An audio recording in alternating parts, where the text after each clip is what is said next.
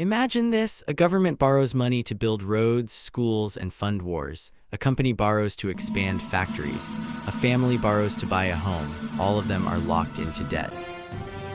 Now picture this: a single, almost invisible move, just a fraction of a percent change in interest rates, and suddenly trillions of dollars shift hands. Quietly, instantly. No explosions, no headlines.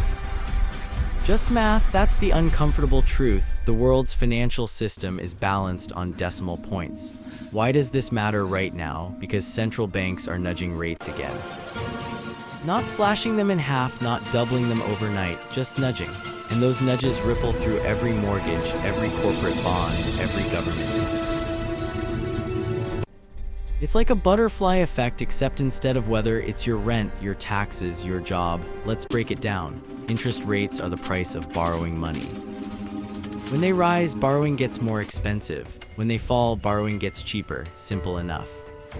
But here's the twist: the scale of debt today is so massive that even the tiniest change multiplies into staggering sums.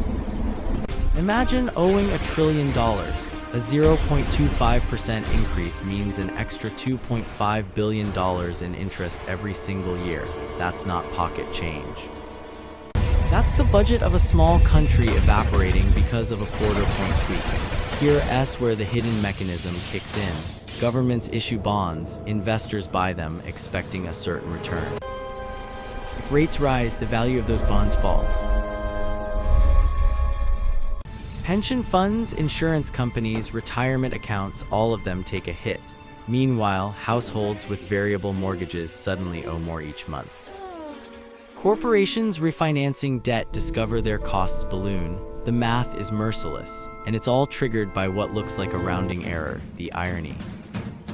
Politicians and pundits talk about rates as if they're abstract levers.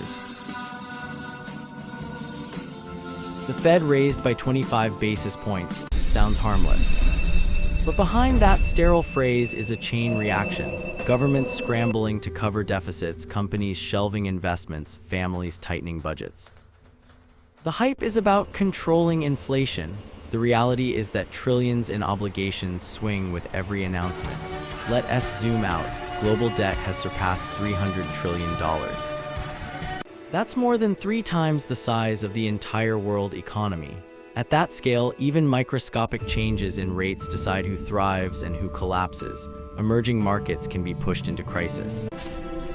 Developed nations see deficits spiral, and ordinary people who never asked for a lecture on the fate of entire economies can hinge on a desk rent or that credit a quarter cards. point hike can erase Absurd, isn't it? Billions in wealth, while a quarter-point cut can inflate bubbles that later burst.